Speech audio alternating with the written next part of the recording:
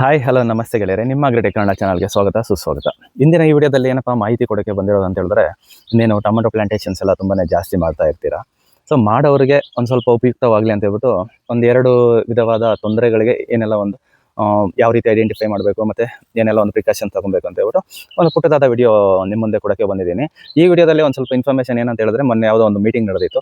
ಆ ಮೀಟಿಂಗಲ್ಲಿ ನಾನು ಅಲ್ಲಿ ತಿಳ್ಕೊಂಡಿರುವಂಥ ಇನ್ಫಾರ್ಮೇಷನ್ನ ನಿಮ್ಮ ಜೊತೆಗೆ ಶೇರ್ ಮಾಡ್ಕೊತೀನಿ. ಮಾಹಿತಿ ತುಂಬ ಇಂಟ್ರೆಸ್ಟಿಂಗ್ ಆಗಿರುತ್ತೆ. ನಾನು ಕೂತ್ಕೊಂಡು ಮಾತಾಡ್ತಾ ಇದ್ದೀನಿ, ಬೆಳೆ ಏನೋ ತೋರಿಸ್ತಾ ಇಲ್ಲ ಅಂತ ಹೇಳ್ಬಿಟ್ಟು ದಯವಿಟ್ಟು ಸ್ಕಿಪ್ ಮಾಡಿಕೊಂಡು ನೋಡೋಕೆ ಹೋಗ್ಬೇಡಿ. ತುಂಬ ಇನ್ಫಾರ್ಮೇಟಿವ್ ಆಗಿರುತ್ತೆ. ಟಾಪಿಕ್ಗೆ ಬಂದಾಗ ಏನಪ್ಪ ಟಾಪಿಕ್ ಅಂತ ಹೇಳಿದ್ರೆ, ನೆಮೆಟೋಡ್ ಪ್ರಾಬ್ಲಮ್, ಬೇರು ಗಂಟು ಕಟ್ಟೋದು ಏನಿರ್ತದೆ ಅದ್ರ ಬಗ್ಗೆ. ಅದರ ಜೊತೆಗೆ 3 ವಿಧವಾದ ವಿಲ್ಟ್ ಪ್ರಾಬ್ಲಮ್ಗಳು ಬರುತ್ತೆ. ನಾವು ಬೆಳೆಗಳನ್ನ ತಗೊಂಡಾಗ ಬರೀ ಟೊಮೊಟೊನೇ ಅಂತಲ್ಲ, ಪ್ರತಿಯೊಂದು ಬೆಳೆನೂ ಅಷ್ಟೇ ಈ ನೆಮೆಟೋಡ್ ಪ್ರಾಬ್ಲಮ್ ಮತ್ತು ವಿಲ್ಟ್ ಪ್ರಾಬ್ಲಮ್ ಏನಿರುತ್ತೆ, ಈ ಒಂದು ಸಮಸ್ಯೆಗಳು ಯಾವ ರೀತಿ ಬರುತ್ತೆ ಮತ್ತು ಯಾವ ರೀತಿ ಅದನ್ನು ಹತೋಟಿ ಮಾಡ್ಕೋಬೇಕು, ಸಾವಯವ ಹತೋಟಿ ಯಾವ ರೀತಿ ಮತ್ತು ಕೆಮಿಕಲ್ ಹತೋಟಿ ಯಾವ ರೀತಿ ಅಂತ ಒಟ್ಟಾರೆ ಮಾಹಿತಿ ಈ ವಿಡಿಯೋದಲ್ಲಿ ಇರುತ್ತೆ. ವಿಡಿಯೋ ಇಂಟ್ರೆಸ್ಟಿಂಗ್ ಆಗಿರುತ್ತೆ, ಸ್ಕಿಪ್ ಮಾಡ್ದಿರಾ ನೋಡಿ. ದಯವಿಟ್ಟು ಪೂರ್ತಿ ವಿಡಿಯೋ ನೋಡಿ. ಆದಷ್ಟು ನಿಮ್ಗೆ ಏನಾದರೂ ಇಷ್ಟ ಆದರೆ ಮಾಹಿತಿ ದಯವಿಟ್ಟು ಚಾನಲ್ನ ಸಬ್ಸ್ಕ್ರೈಬ್ ಮಾಡ್ಕೊಳ್ಳಿ. ವಿಡಿಯೋಸ್ನ ಆದಷ್ಟು ಲೈಕ್ ಮಾಡಿ, ಶೇರ್ ಮಾಡಿ. ನಿಮ್ಮ ಸಪೋರ್ಟು ನನಗೆ ಕೊಟ್ಟರೆ ಇನ್ನಷ್ಟು ಮಾಹಿತಿಯೊಂದಿಗೆ ಮುಂದೆ ಬರ್ತೀನಿ ಅಂತ ಹೇಳ್ತಾ ವಿಡಿಯೋ ಸ್ಟಾರ್ಟ್ ಮಾಡೋಣ ಬನ್ನಿ. ಇನ್ನು ಮೊದಲನೇದಾಗಿ ನಾವು ನೆಮೆಟೋಡ್ ಪ್ರಾಬ್ಲಮ್ಗೆ ಬರೋಣ. ನೆಮೆಟೋಡ್ ಪ್ರಾಬ್ಲಮ್ ಅಂತ ಹೇಳಿದ್ರೆ ನಿಮಗೆ ಸುಮಾರು ಜನ ರೈತರಿಗೆಲ್ಲ ಗೊತ್ತಿರುತ್ತೆ. ಗೊತ್ತಿಲ್ಲದೇ ಇರೋರು ಒಂದು ಸ್ವಲ್ಪ ಯೂಸ್ ಮಾಡ್ಕೊಳ್ಳಿ ಇದನ್ನು.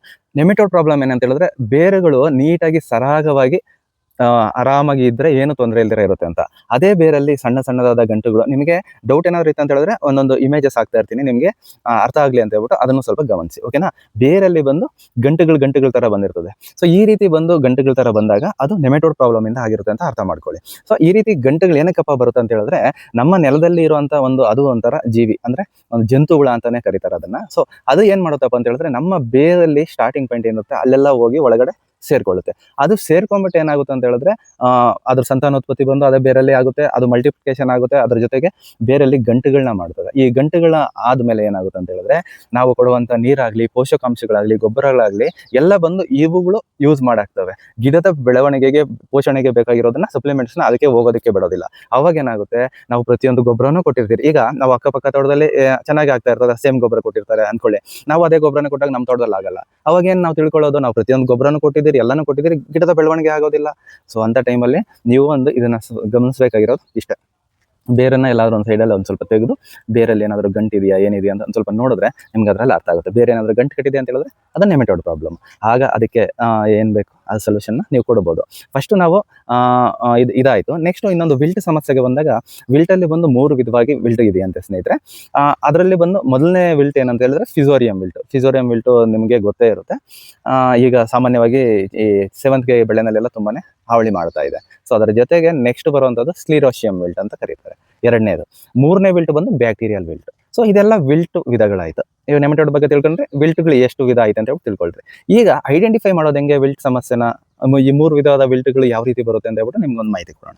ಫಸ್ಟ್ ಬಂದು ಫಿಸೋರಿಯಂ ವಿಲ್ಟ್. ಫಿಸೋರಿಯಂ ವಿಲ್ಟ್ ನೀವು ತಗೊಂಡಾಗ ಏನಾಗುತ್ತೆ, ಕಾಂಡದ ಲೆವೆಲಲ್ಲಿ ಬಂದು ಏನಾಗುತ್ತೆ, ಒಂದು ಸ್ವಲ್ಪ ಲೈಟಾಗಿ ಬ್ರೌನ್ ಕಲರ್ ಆಗೋಗಿರುತ್ತೆ. ಒಂದು ಅರ್ಧಂಬರ್ಧ ಬ್ರೌನ್ ಕಲರ್ ಅಥವಾ ಪೂರ್ತಿ ಬ್ರೌನ್ ಕಲರ್ ಆ ಟೈಪಲ್ಲಿ ನಿಮ್ಗೆ ಕಾಣಿಸುತ್ತೆ ಕಾಂಡದ ಲೆವೆಲಲ್ಲಿ. ಅವಾಗ ಏನಾಗುತ್ತೆ, ಕಾಂಡನ ಸೀಳ್ ನೋಡಿದಾಗ ಏನಾಗುತ್ತೆ, ಒಳಗಡೆ ಎಲ್ಲ ಬಂದು ಒಂಥರ ಬ್ರೌನ್ ಕಲರ್ ಅಂತ ಹೇಳಿದ್ರೆ ಕಾಫಿ ಕಲರ್ ಥರ ಕಲರ್ ಚೇಂಜ್ ಆಗಿರುತ್ತೆ. ಸೊ ಅವಾಗ ಏನಂತ ತಿಳ್ಕೊಳ್ಳಿ, ಅದನ್ನು ಫಿಸೋರಿಯಂ ವಿಲ್ಟ್ ಅಂತ ತಿಳ್ಕೊಳ್ಳಿ. ನೆಕ್ಸ್ಟ್ ಸ್ಕ್ಲಿರೋಶಿಯಂ ವಿಲ್ಟ್ ಹೆಂಗೆ ಐಡೆಂಟಿಫೈ ಮಾಡೋದು. ಸ್ಕ್ಲಿರೋಶಿಯಂ ವಿಲ್ಟ್ ಐಡೆಂಟಿಫೈ ಹೆಂಗಪ್ಪ ಮಾಡೋದು ಅಂತ ಹೇಳಿದ್ರೆ, ನೀವು ಕಾಂಡದ ಹತ್ರ ಬಂದು ನೀವು ನೋಡ್ಬೋದು, ಯಾವಾಗಾದರೂ ವೈಟ್ ಆಗಿ ಫಂಗಸ್ ಕಟ್ಕೊಂಡಿರುತ್ತೆ, ಶಿಲೀಂಧ್ರ ಬಂದು ಬೆಳೆದಿರ್ತದೆ ಕಾಂಡದ ಹತ್ರ. ಆ ಕಾಂಡದ ಹತ್ರ ಒಂದು ವೈಟ್ ಆಗಿ ಒಂಥರ ಬೂಸ್ಟ್ ತರ ಬೆಳ್ಕೊಂಡಿರ್ತದೆ, ಬ್ರೆಡ್ಡಿ ಬೂಸ್ಟ್ ತರ. ಸೊ ಅದನ್ನ ಏನಂತ ಕರೀತಾರೆ, ಸ್ಕ್ಲಿರೋಶಿಯಂ ವಿಲ್ಟ್ ಅಂತ ಕರೀತಾರೆ. ಇದು ಎರಡನೇ ವಿಧವಾದ ವಿಲ್ಟ್. ಇನ್ನು ಮೂರನೇ ವಿಧವಾದ ವಿಲ್ಟ್ ಯಾವ ರೀತಿಯಪ್ಪ ಅಂತ ಹೇಳಿದ್ರೆ ಬ್ಯಾಕ್ಟೀರಿಯಲ್ ವಿಲ್ಟು. ಗಿಡ ಚೆನ್ನಾಗಿ ಕಾಣಿಸ್ತಾ ಇರ್ತದೆ, ಕಾಂಡ ಎಲ್ಲ ಚೆನ್ನಾಗೇ ಕಾಣಿಸ್ತಾ ಇರ್ತದೆ, ಬಟ್ ಮೇಲೆ ಬಂದು ಗಿಡ ಒಣಗ್ತದೆ, ಕಾಯೆಲ್ಲ ಒಣಗಿ ಉದುರೋಗ್ತದೆ. ಇದನ್ನ ಬ್ಯಾಕ್ಟೀರಿಯಲ್ ವಿಲ್ಟ್ ಅಂತ ಕರೀತಾರೆ. ಸೊ ಇದೆಲ್ಲ ಒಂದು ವಿಲ್ಟಿನ ವಿಧಗಳಾಯಿತು. ಈಗ ನೆಮೆಟೋಡು ಮತ್ತು ವಿಲ್ಟ್ಗೆ ಸಾವಯವ ಪದ್ಧತಿ ಯಾವ ರೀತಿ ಕಂಟ್ರೋಲ್ ಮಾಡಬೇಕು ಅಂತ ಹೇಳ್ಬಿಟ್ಟು ಒಂದು ಪುಟ್ಟದಾಗಿ ಚರ್ಚೆ ಮಾಡೋಣ.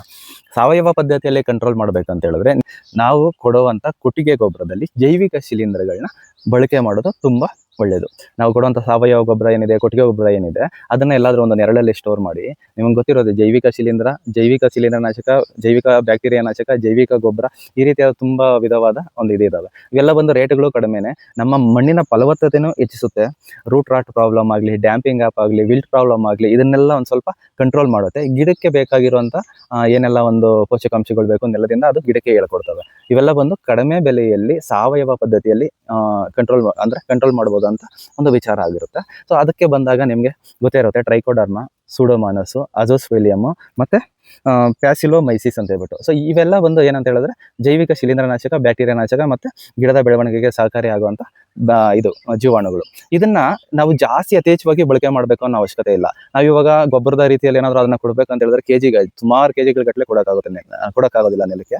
ಅದಕ್ಕೆ ಏನು ಮಾಡಬೇಕಪ್ಪ ಅಂತ ಹೇಳಿದ್ರೆ, ನಾವು ಜಮೀನಿಗೆ ಹೊಡೆಸಿರುವಂಥ ಕೊಟ್ಟಿಗೆ ಗೊಬ್ಬರನ ಎಲ್ಲಾದ್ರೂ ನೆರಳಲ್ಲಿ ಪ್ರಿಸರ್ವ್ ಮಾಡಿ ಅದರಲ್ಲಿ ಬಂದು ಒಂದು ಸರ್ಟೈನ್ ಒಂದು 3 kg ಇಲ್ಲ ಒಂದು 5 kgನೇ ತಗೊಂಡ್ಬಂದು ಅಲ್ಲಲ್ಲಿ ಮಿಕ್ಸ್ ಮಾಡಿಬಿಟ್ಬಿಟ್ಟು ಒಂದು ಸ್ವಲ್ಪ ತೇವಾಂಶ ಇರೋ ಥರ ಮೇಂಟೈನ್ ಮಾಡಿಬಿಟ್ಟು ಒಂದು 20 ದಿನ 25 ದಿನ ಬಿಟ್ಬಿಟ್ಟು ನಂತರ ನಾವು ಬಳಕೆ ಮಾಡ್ಕೊಂಡ್ರೆ ಅದು 1 2 ಆಗುತ್ತೆ, 2 4 ಆಗುತ್ತೆ, 4 8 ಆಗುತ್ತೆ. ಈ ರೀತಿ ಮಲ್ಟಿಪ್ಲೈ ಆಗಿ ಅದೇ ಬೆಳ್ಕೊಬಿಡುತ್ತೆ. ಸೊ ಇದರಿಂದ ಏನೆಲ್ಲ ಉಪಯೋಗ ಇದೆ ಅಂತ ಹೇಳಿದ್ರೆ, ಬ್ಯಾಕ್ಟೀರಿಯಾ ನಾಶಕ ಆಗಿ ಕೆಲಸ ಮಾಡುತ್ತೆ, ಶಿಲೀಂಧ್ರ ನಾಶಕವಾಗಿ ಕೆಲಸ ಮಾಡುತ್ತೆ, ವಿಲ್ಟ್ನ ಕಂಟ್ರೋಲ್ ಮಾಡುತ್ತೆ, ನೆಮೆಟೋಡ್ಸ್ನ ಕಂಟ್ರೋಲ್ ಮಾಡುತ್ತೆ, ಮತ್ತೆ ಇನ್ನಂತ ಹೇಳಿದ್ರೆ ಸಾಯಿಲ್ ಫರ್ಟಿಲಿಟೀಸ್ ಅಂದರೆ ಮಣ್ಣಿನ ಫಲವತ್ತತೆನ ಹೆಚ್ಚಿಸುತ್ತೆ, ಮತ್ತೆ ಗಿಡಕ್ಕೆ ಬೇಕಾಗಿರುವಂಥ ಪೋಷಕಾಂಶಗಳನ್ನ ಮಣ್ಣಿಂದ ಸರಾಗವಾಗಿ ಎಳೆದು ಗಿಡಕ್ಕೆ ಕೊಡುವಂಥ ಕೆಲಸನ ಮಾಡುತ್ತೆ. ಸೊ ಇದು ಬಂದು ಸಾವಯವ ಪದ್ಧತಿಯಲ್ಲಿ ನಾವು ಕಂಟ್ರೋಲ್ ಮಾಡಬಹುದಾದಂಥ ವಿಧಾನಗಳು, ನೆಮೆಟೋಡು ಮತ್ತು ವಿಲ್ಟು ಮತ್ತು ಫಲವತ್ತತೆನ ಹೆಚ್ಚಿಸೋದಕ್ಕೆ. ಆದಷ್ಟು ಕೊಟ್ಟಿಗೆ ಗೊಬ್ಬರ ಜೊತೆ ಅಥವಾ ಉಂಗೆ ಹಿಂಡಿ, ಬೇವಿನ ಹಿಂಡಿ ಯೂಸ್ ಮಾಡ್ತಿರಲ್ಲ ಅದ್ರ ಜೊತೆ ಎಲ್ಲ ಬಂದು ಇದನ್ನ ಒಂದು ಸ್ವಲ್ಪ ದಿನ ಅಂದರೆ ಒಂದು 20 ದಿನ ಎಲ್ಲಾದ್ರೂ ನೆರಳಲ್ಲಿ ಮಿಕ್ಸ್ ಮಾಡಿ ಶೇಖರಣೆ ಮಾಡಿಟ್ರೆ ಖಂಡಿತ ಮಲ್ಟಿಪ್ಲೈ ಚೆನ್ನಾಗಿರುತ್ತೆ, ನಮ್ಮ ನೆಲದಲ್ಲಿ ಚೆನ್ನಾಗಿರುತ್ತೆ. ಸೊ ಇದೊಂದು ವಿಚಾರ ತಿಳ್ಕೊಳ್ಳಿ, ಇದು ಸಾವಯವ ಪದ್ಧತಿ. ನೆಕ್ಸ್ಟ್ ಇದರಲ್ಲಿ ಕಂಟ್ರೋಲ್ ಆಗಿಲ್ಲ ಅಥವಾ ಇಲ್ಲ ಕೆಮಿಕಲ್ ಪದ್ಧತಿಗೆ ಹೋಗ್ತೀನಿ ಅಂತ ಹೇಳಿದ್ರೆ, ಸೊ ನೆಕ್ಸ್ಟ್ ಸ್ಟೆಪ್ಪಲ್ಲಿ ಬಂದು ಆ ಕೆಮಿಕಲ್ ಪದ್ಧತಿನ ಎಕ್ಸ್ಪ್ಲೇನ್ ಮಾಡ್ತೀನಿ ನೋಡಿ. ಇನ್ನು ನೆಮಿಟೋಡ್ ವಿಚಾರಕ್ಕೆ ಬಂದಾಗ ಕೆಮಿಕಲಲ್ಲಿ ಕಂಟ್ರೋಲ್ ಯಾವ ರೀತಿಯಪ್ಪ ಅಂತ ಹೇಳಿದ್ರೆ, ಸುಮಾರು ವಿಧವಾದ ಒಂದು ರಾಸಾಯನಿಕಗಳು ಸಿಗುತ್ತೆ ಮಾರ್ಕೆಟಲ್ಲಿ. ಸೊ ಅದರಲ್ಲಿ ಒಂದು ಪ್ರಮುಖವಾಗಿ ಜಾಸ್ತಿ ಬಳಕೆ ಮಾಡುವಂಥದ್ದು ವ್ಯಾಲ್ಯೂಮ್ ಪ್ರೈಮ್, ನಿಮ್ಗೆ ಗೊತ್ತೇ ಇರುತ್ತೆ, ಬಾಯರ್ ಅವ್ರದ್ದಿದೆ. ಅದರ ಜೊತೆಗೆ ಈಗ ಸಿಂಜೆಂಟ್ ಅವ್ರದ್ದು ವನಿವಾ ಅಂತಿದೆ, ಮತ್ತು ಇವ್ರದ್ದು ಅಡಾಮಾ ಕಂಪ್ನಿ ಅವ್ರದ್ದು ನಿಮಿಟೈಸ್ ಅಂತೇನೋ ಒಂದು ಬರುತ್ತೆ. ಸೊ ಈ ರೀತಿಯಾದ ಕೆಲವೊಂದು ನೆಮಿಟೋಡ್ಗಂತಾನೆ ಕೆಲವೊಂದು ಪ್ರಾಡಕ್ಟ್ಗಳನ್ನೋದು ಇರ್ತದೆ. ಸೊ ಅದನ್ನು ಡ್ರಿಂಚಿಂಗ್ ಮಾಡೋ ಮುಖಾಂತರ ಅದನ್ನು ಕಂಟ್ರೋಲಲ್ಲಿ ಇಟ್ಕೋಬೋದು ನೆಮಿಟೋಡ್ ಪ್ರಾಬ್ಲಮ್ನ. ಸೊ ಇದೊಂದು ವಿಚಾರ ಆಯಿತು. ನೆಕ್ಸ್ಟ್ ಇನ್ನು ವಿಲ್ಟ್ ಪ್ರಾಬ್ಲಮ್ಗಳಿಗೆ ಹೋಗೋಣ. ವಿಲ್ಟ್ ಪ್ರಾಬ್ಲಮ್ಗಳಿಗೆ ಹೋದಾಗ ನಾವು ಫಸ್ಟ್ ಹೇಳಿದ್ದು ಯಾವುದು, ಫಿಸೋರಮ್ ವಿಲ್ಟ್. ಫಿಸೋರಮ್ ವಿಲ್ಟ್ಗೆ ಯಾವುದೇ ರೀತಿಯಾದ ಪರ್ಟಿಕ್ಯುಲರ್ ಆಗಿ ಇದೇ ಔಷಧಿ ಅಂತ ಹೇಳ್ಬಿಟ್ಟು ಯಾವುದು ಬಂದಿಲ್ಲ. ಈಗ ಸಿಂಜೆಂಟಾದಲ್ಲಿ ವನಿವಾ ಅಂತ ಹೇಳ್ಬಿಟ್ಟು ಒಂದು ಪ್ರಾಡಕ್ಟ್ನ ಬಿಟ್ಟಿದ್ದಾರೆ. ಇದೇನಪ್ಪ ಮಾಡುತ್ತೆ ಅಂತ ಹೇಳಿದ್ರೆ, ನಿಮಗೆ ಫಿಸೋರಿಯಂ ವಿಲ್ಟ್ ಜೊತೆಗೆ ನೆಮಿಟೋಡ್ ಪ್ರಾಬ್ಲಮ್ನ ಕಂಟ್ರೋಲ್ ಮಾಡುತ್ತೆ. ಸೊ ಅವರು ಪರ್ಟಿಕ್ಯುಲರ್ ಆಗಿ ಹೇಳಿರೋದು ಏನಂತ ಹೇಳಿದ್ರೆ 80% ಆಲ್ಮೋಸ್ಟ್ ಕಂಟ್ರೋಲ್ ಮಾಡುತ್ತೆ ಅಂತ ಹೇಳಿರ್ತಾರೆ.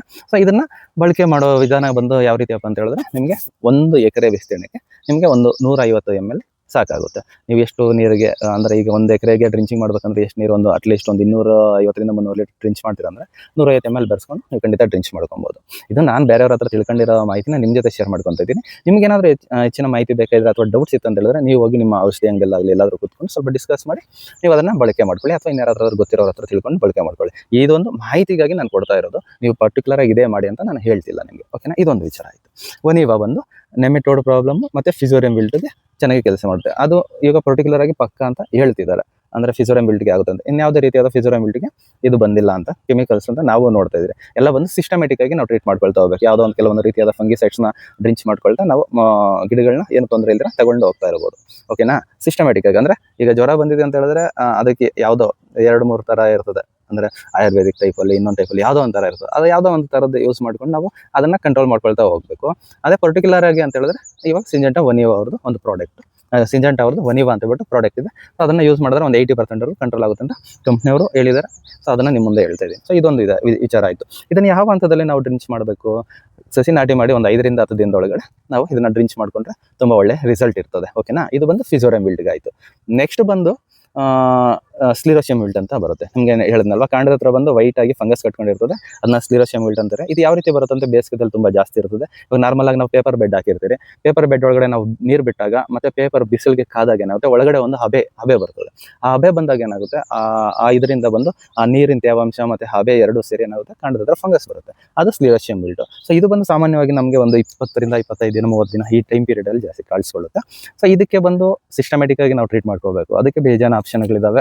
ಅದರಲ್ಲಿ ತಗೊಳ್ಳೋದಾದರೆ ಅದರಲ್ಲಿ ಬಂದು ವೈಬ್ರೆನ್ಸ್ ಇಂಟಿಗ್ರಲ್ಲು, ಕ್ಯಾಸ್ಕೇಡ್ ಆಗಲಿ ಅಥವಾ ಎಲೆಕ್ಟ್ರಾನ್ ಆಗಲಿ, ಅಥವಾ ರೋಕೋ ಥಯೋಫೋನೆಟ್ ಮಿಥೈಲ್ ಏನಿದೆ ಅದಾಗಲಿ, ಮತ್ತು ವಾರ್ಡನ್ ಅಂತ ಬರ್ತದೆ ಅದಾಗಲಿ, ಅಥವಾ ವಾರ್ಡನ್ ಎಕ್ಸ್ಟ್ರಾ ಅಂತ ಬರುತ್ತೆ ಅದಾಗಲಿ, ಅಥವಾ ಒಪಿನಿಯನ್ ಗೋಲ್ಡ್ ಆಗಲಿ, ಅಥವಾ ರೆಡೋಮಿಲ್ ಗೋಲ್ಡ್ನು ಕೆಲವೊಬ್ಬರು ಯೂಸ್ ಮಾಡ್ತಾರೆ, ಮತ್ತು ಮೆಟ್ಲಾಕ್ಸಿಲ್ 35 ಕೆಲವೊಬ್ಬರು ಯೂಸ್ ಮಾಡ್ತಾರೆ. ಇದೆಲ್ಲ ಬಂದು ಯಾವುದಾದ್ರೂ ಇಷ್ಟರಲ್ಲಿ ಒಂದು ಕೆಮಿಕಲ್ನ ನೀವು ಡ್ರಿಂಚ್ ಮಾಡೋದ್ರಿಂದ ಈ ಒಂದು ಸ್ಲಿರೋಶಿಯಂ ವಿಲ್ಟ್ ಅನ್ನೋದನ್ನು ಕಂಟ್ರೋಲಲ್ಲಿ ಹತೋಟಿಯಲ್ಲಿ ಇಟ್ಕೋಬೋದು.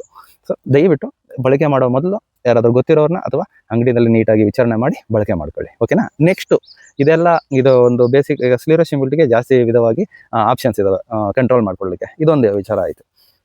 ಇನ್ನು ನೆಕ್ಸ್ಟ್ ವಿಚಾರಕ್ಕೆ ಬಂದಾಗ ಬ್ಯಾಕ್ಟೀರಿಯಲ್ ವಿಲ್ಟ್ ನಿಮ್ಗೇನಾದರೂ ಇನ್ನೂ ಡೀಪ್ ಆಗಿ ಅರ್ಥ ಮಾಡ್ಕೊಬೇಕು ಇದೆಯಾ ಇಲ್ಲ ಅಂತ ಹೇಳ್ಬಿಟ್ಟು ಅಂತ ಹೇಳಿದ್ರೆ ಯಾವ ಗಿಡ ಸತ್ತಿರ್ತದೆ ಆ ಗಿಡದ ಇದ್ರ ಹತ್ರ ಸ್ಟೆಮ್ ಹತ್ರ ಕಾಂಡದ ಹತ್ರ ಒಂದು ಸ್ವಲ್ಪ ಮೇಲೆ ಕಟ್ ಮಾಡಿಬಿಟ್ಟು ನೀಟಾಗಿ ಕಟ್ ಮಾಡಿಬಿಟ್ಟು ಒಂದು ಗಾಜಿನ ಗ್ಲಾಸಲ್ಲಿ ನೀರು ಎತ್ಕೊಂಡು ಕ್ಲೀನಾಗಿ ಟ್ರಾನ್ಸ್ಪರೆಂಟಾಗಿ ಕಾಣಿಸೋ ಥರ ಗ್ಲಾಸಲ್ಲಿ ನೀರು ಎತ್ಕೊಂಡು ಆ ಕಟ್ ಮಾಡಿರೋ ಭಾಗನ ನೀವು ಅದರಲ್ಲಿ ಅದ್ದಾಗ ಏನಾಗುತ್ತೆ ಅದರಲ್ಲಿ ವೈಟಾಗಿ ಒಂದು ಸ್ವಲ್ಪ ಈ ದಾರ ಥರ ಅಥವಾ ನಮಗೆ ಏನೋ ಹೊಗೆ ಥರ ಏನೋ ಒಂದು ಸ್ವಲ್ಪ ಲೈಟಾಗಿ ಅದರಿಂದ ಡಿಸ್ಚಾರ್ಜ್ ಅಂದರೆ ಅದರಿಂದ ಒಂದು ಸ್ವಲ್ಪ ಬರೋ ಥರ ಕಾಣಿಸುತ್ತೆ. ಸೊ ಆ ರೀತಿ ಕಾಣಿಸಿದಾಗ ಅದನ್ನು ಬ್ಯಾಕ್ಟೀರಿಯಲ್ ವೆಲ್ಟ್ ಅಂತ ಕನ್ಫರ್ಮ್ ಮಾಡ್ಕೊಳ್ಳಿ. ಸೊ ಇದಕ್ಕೆ ಬ್ಯಾಕ್ಟೀರಿಯಲ್ ವೆಲ್ಟ್ಗೆ ಏನು ಅಂತ ಜಾಸ್ತಿ ಹೆವಿ ಆಗಿರುವಂಥ ಕೆಮಿಕಲ್ ಏನು ಬಳಕೆ ಮಾಡೋ ಅವಶ್ಯಕತೆ ಇರೋದಿಲ್ಲ.